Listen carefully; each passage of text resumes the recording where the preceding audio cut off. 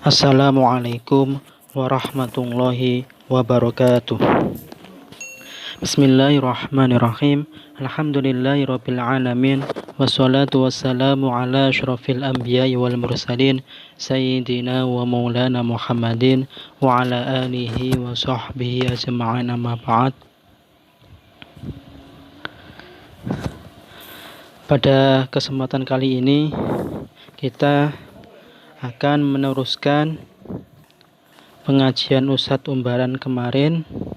Beliau telah membaca atau menyampaikan kitab At-Tibyan dari mulai halaman pertama sampai halaman 17 yang membahas tentang larangan memutus tali silaturahim, kekerabatan, dan persaudaraan. Untuk pembahasan selanjutnya mulai dari halaman 18 sampai halaman 27 ini membahas tentang Muqaddimah Qonun Asasi Jam'iyah Nahdlatul Ulama atau organisasi Nahdlatul Ulama, disingkat dengan NU. Jika diterjemahkan ke dalam bahasa Indonesia berarti pembukaan Undang-Undang Dasar Organisasi Nahdlatul Ulama. Di dalam organisasi biasanya disebut dengan pembukaan atau Muqaddimah AD/ART. Jadi setelah Ustadz Umbaran kemarin membahas tentang larangan memutus tali silaturahim, kekerabatan, dan persaudaraan, maka di pembahasan kali ini masih ada kaitannya. Ya, jadi setelah dilarang itu, kemudian beliau Hadratus Syekh Hasyim Asy'ari mengajak kita untuk bersatu, untuk membuat jam'iyah, yaitu Nahdlatul Ulama. Jadi setelah dilarang bercerai-berai, saling bermusuhan, beliau mengajak untuk bersatu dalam wadah Nahdlatul Ulama. Jadi Qonun Asasi ini beliau sampaikan ketika berdirinya NU. Jadi ketika tahun 1926 bertepatan pada tanggal 31 Januari ketika NU mau didirikan, apa yang menjadi landasannya? Apa yang menjadi pijakannya? Kemudian beliau menyampaikan sebuah pidato. Pidatonya inilah yang disebut dengan Muqaddimah Qonun Asasi. Bertepatan secara resmi kalender hijriahnya yaitu tanggal 16 Rajab 1344 Hijriah. Jadi di dalam Qonun Asasi ini beliau menerangkan pentingnya sebuah perkumpulan, persatuan. Kemudian beliau menjelaskan mengapa perlu adanya NU. Terus kemudian beliau mengajak kita siapa aja untuk masuk ke dalam organisasi ini. Nah, nanti itu akan yang dibahas di dalam Muqaddimah Qonun Asasi ini. Oleh karena itu, mari kita mulai pengajian kita ini dengan bacaan Al-Fatihah. Mudah-mudahan kita mendapatkan ilmu yang bermanfaat dan barokah. Ila hadratin Nabi Mustafa Sayyidina wa Maulana Muhammadin sallallahu alaihi wasallam wa ala alihi wa sahbihi wa alihi wa dzurriyyatihi wa ila jami'i ikhwani min al-anbiya wal mursalin wa ala alihi wa sahbihi wa sahabati wa tabi'in wa la ulama wa la musallin wa khalas wa la khusun nasha wa la jalali wa la syai'a وإلى جميع مشايخنا مشايخنا وأساتذتنا ولمن علمنا ولمن أجازنا، خصوصا إلى العلامة حضرة الشيخ هاشم أشعري وآله وزوجه وولاده وذريته وجميع مشايخه إلى المنتهى. الفاتحة. أعوذ بالله من الشيطان الرجيم. بسم الله الرحمن الرحيم. الحمد لله رب العالمين الرحمن الرحيم مالك يوم الدين إياك نعبد وإياك نستعين اهدنا الصراط المستقيم صراط الذين أنعمت عليهم غير المغضوب عليهم ولا الضالين آمين. Bismillahirrahmanirrahim. Qala al-musannifu rahimahullah ta'ala wa nafa'ana bihi wa bi'ulumihi wa bi barakatihi fid dharaini amin amin ya rabbal alamin. Bismillahirrahmanirrahim. Muqaddimatul qanuni utawi iki iku nerangaken pembukaane undang-undang al-asasi kang dasar li jam'iyati Nahdlatul Ulama'i kedue Jam'iyah Nahdlatul Ulama, kedue organisasi Nahdlatul Ulama NU. Bismillahi kelawan nyebut asmane Gusti Allah Ar-Rahmani kang welas asih ing dalem dunya lan akhirat, Ar-Rahimi kang welas asih ing dalem akhirat bloko, akhirat saja. Jadi di dalam pidatonya ini beliau Hadratus Syekh Hashim Asy'ari memulainya dengan bacaan basmalah. Hal ini sesuai dengan hadis Rasul yang berbunyi kullu amrin libalin la yubtada'u fihi bismillahirrahmanirrahim fahuwa abtaru. Di hadis yang lain ada yang mengatakan aqta'u, di yang lainnya ajadzamu, yang artinya setiap urusan baik yang tidak dimulai dengan bismillahirrahmanirrahim maka akan terputus keberkahannya, terputus kebaikannya. Bisa jadi ya kebaikannya akan terputus atau hilang, bisa jadi berkurang, bisa jadi sedikit. Oleh karena itu supaya mendapatkan kebaikan yang banyak, keberkahan yang banyak, maka di dalam setiap memulai hal yang baik ya marilah kita mulai dengan bacaan basmalah agar memperoleh barokah dan kebaikan yang sangat banyak sekali. Lafaz bismillahirrahmanirrahim ini dimulai dengan huruf jar ba, ya huruf jar ba ya bi, itu memiliki 3 konotasi di dalam bahasa Arab. Yang pertama, mengekspresikan kedekatan antara dua benda yang satu dengan yang lainnya hampir tidak memiliki jarak. Jadi ketika kita membaca bismillahirrahmanirrahim ya memberikan konotasi ya kedekatan antara hamba dengan Allah Subhanahu wa taala. Yang kedua ya memberikan konotasi mencari pertolongan dari seseorang. Jadi ketika kita mengucapkan bismillah, kita mengharapkan pertolongan dari Allah. Ketika kita memulai suatu pekerjaan atau tindakan dengan bismillah, artinya kita meminta pertolongan kepada Allah Subhanahu wa taala. Terus kemudian konotasi yang ketiga yaitu mencari berkah dari seseorang. Jadi ketika kita membaca bismillahirrahmanirrahim, kita mencari atau meminta berkah, meminta kebaikan dari Allah Subhanahu wa taala. Itulah ya konotasi ya kata ba atau huruf jar ba. Yang pertama mengekspresikan kedekatan antara dua benda atau dua orang.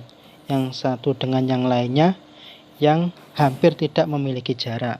Yang kedua, konotasi yang kedua yaitu mencari pertolongan dari seseorang.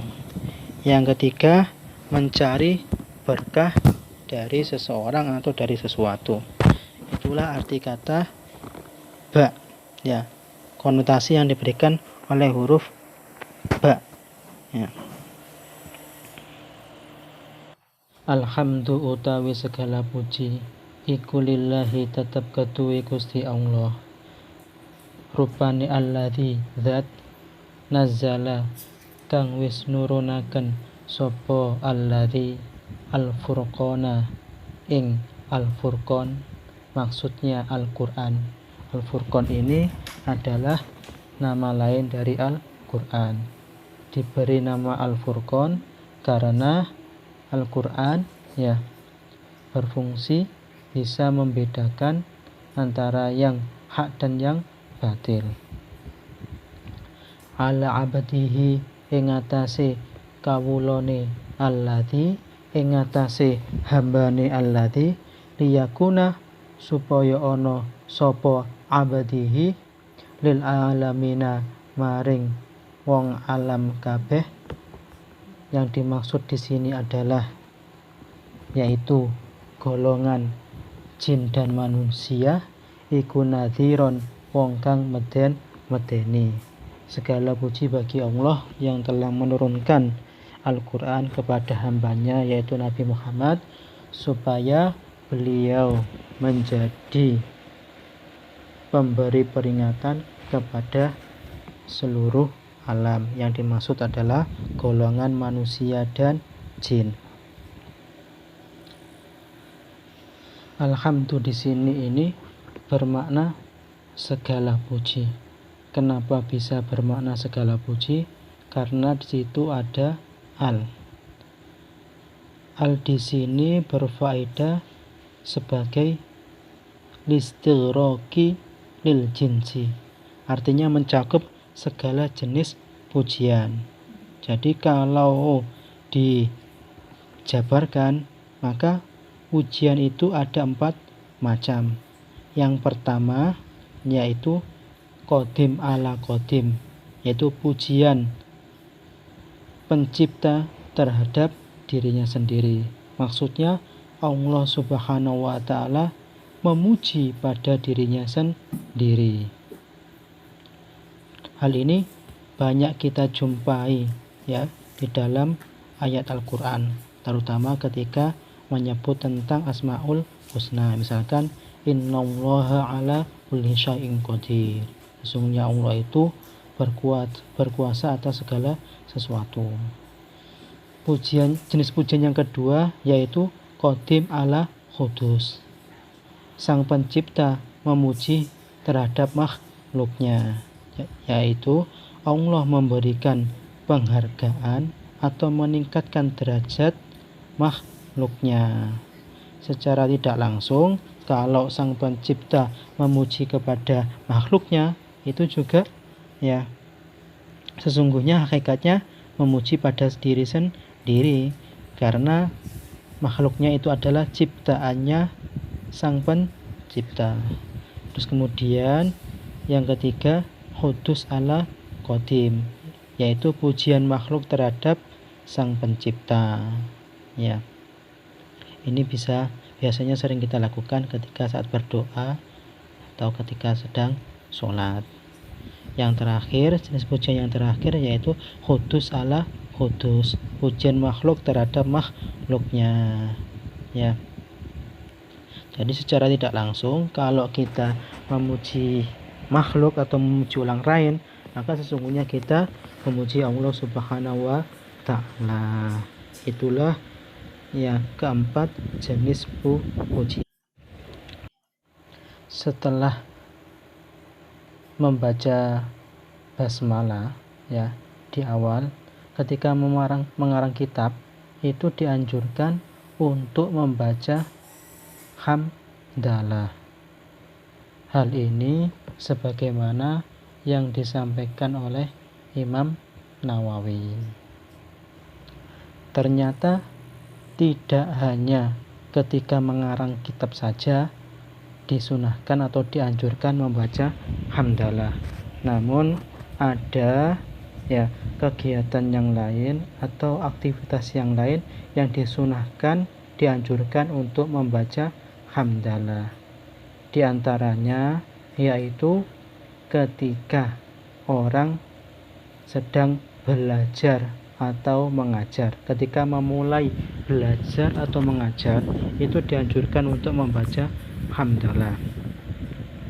Kemudian ketika orang berceramah atau orang sedang berpidato, disunahkan untuk membaca hamdalah. Selanjutnya ketika melamar seorang perempuan, kemudian ketika akad nikah, kemudian ketika mengawali sebuah doa, itu juga dianjurkan untuk membaca hamdalah. Jadi menurut adab di dalam berdoa, menurut Imam Ghazali, itu dimulai dengan bacaan hamdalah dan diakhiri dengan bacaan hamdalah. Jadi setelah baca bismillah, baca hamdalah, kemudian sholawat, isi doa, kemudian sholawat, dan ditutup dengan hamdalah. Ini sebagaimana keterangan di dalam kitab Ihya Ulumuddin. Kalau kita rasionalkan, kalau kita meminta sesuatu kepada seseorang agar diberi kemulusan permintaannya, kita bisa memuji orang yang kita minta tadi, kita baiki orang yang minta tadi, kita puji-puji dia, terus kemudian kita puji kasihnya dia, apa yang dia cintai kita puji-puji. Insya Allah dengan itu kita akan dipermudah, atau yang kita minta itu mudah dikabulkan, mudah diberi. Seperti itu rasionalitasnya. Mengucap hamdalah juga yang umumnya itu biasanya setelah kita mendapatkan kenikmatan, kita mengucap alhamdulillah. Terus kemudian ketika kita keluar dari toilet, mengucapkan alhamdulillah. Setelah kita makan, kita mengucapkan hamdalah. Ada satu yang berat, ketika ada anaknya yang meninggal, dia setelah mengucapkan innalillahi wa inna ilaihi rajiun, dia mengucapkan hamdalah, alhamdulillah. Jadi orang yang anaknya misalkan meninggal, dia mengucapkan alhamdulillah, kemudian diikuti lafaz istirja, innalillahi wa inna ilaihi rajiun, maka dia dijanjikan oleh Allah akan dibangunkan rumah di surga. Tapi ini berat. Kalau misalkan kita kehilangan anak, bapak atau ibu kehilangan anaknya, kalau dia bisa mengucapkan alhamdulillah kemudian diikuti innalillahi wa inna ilaihi rajiun, maka itu sangat hebat sekali. Maka Allah menjanjikan surga kepada orang tua tersebut. Jadi perkataan alladzi nazzala al-furqan sampai nadhiron itu mengutip surat Al-Furqan ayat 1. Selanjutnya wa ata lan wis paring hu ing abadihi sapa Allahu Gusti Allah al-mulka ing kerajaan wal hikmata lan ilmu pengetahuan wa alamalan wis mulang sapa Allah hu ing abadihi wis mengajarkan sapa Allah hu ing abadihi mimma saking barang yasha'u kang kereksa sapa Allah yasha'u kang menghendaki sapa Allah wa man lan utawi sapane wong iku yuta diparingi sapa man iku yuta diberi sapa man al hikmata ing ilmu kang bermanfaat faqad utia mongko teman-teman wis diparingi sapa man faqad utia mongko wis teman-teman diberi sapa man khairon ing kebagusan kathiron kang akeh. Jadi lafaz wa atahumullah al-mulka itu mengutip dari surat Al-Baqarah ayat 251 yang berkisah tentang Nabi Daud setelah beliau mengalahkan Raja Jalut. Beliau dianugerahi oleh Allah kerajaan dan kenabian. Beliau menjadi Nabi al-Hikmata. Beliau diberi kekuasaan dan kemudian beliau menjadi nabi. Tentunya nabi itu memiliki banyak ilmu. Begitu juga Nabi Muhammad diberi kerajaan, diberi kekuasaan pemerintahan, dan beliau juga memiliki banyak ilmu. Jadi inilah yang diwariskan kepada para ulama. Jadi Nabi itu tidak mewarisi harta, tidak mewarisi dirham dan dinar, tapi para nabi itu pewaris. Para nabi itu mewarisi ilmu, dan para ulama adalah pewaris para nabi. Selanjutnya wa mayu'ta itu mengutip surat Al-Baqarah ayat 269. Barang siapa dianugerahi oleh Allah, barang siapa diberi ilmu yang bermanfaat oleh Allah, maka sesungguhnya dia telah diberi ilmu yang banyak.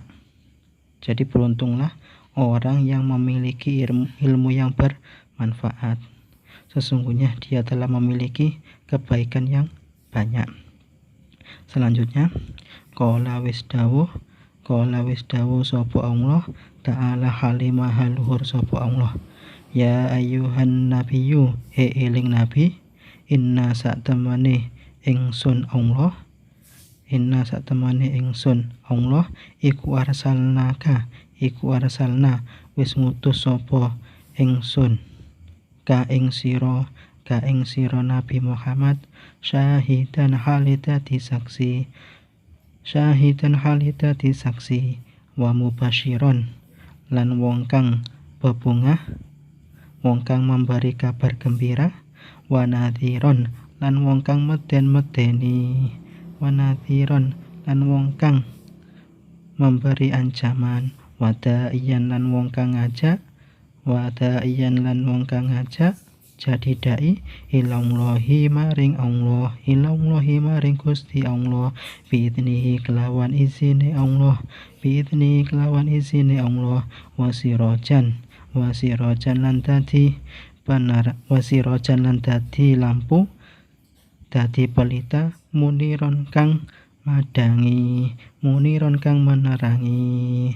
Jadi Nabi Muhammad diutus oleh Allah sebagai saksi siapa? Nanti kelak di akhirat pada hari kiamat Nabi Muhammad menjadi saksi orang-orang yang taat kepada Allah, yang mengikuti ajaran Nabi Muhammad, dan menjadi saksi bagi orang-orang yang mendustakan Nabi Muhammad, tidak taat kepada Allah, yang menentang ajakan Nabi Muhammad.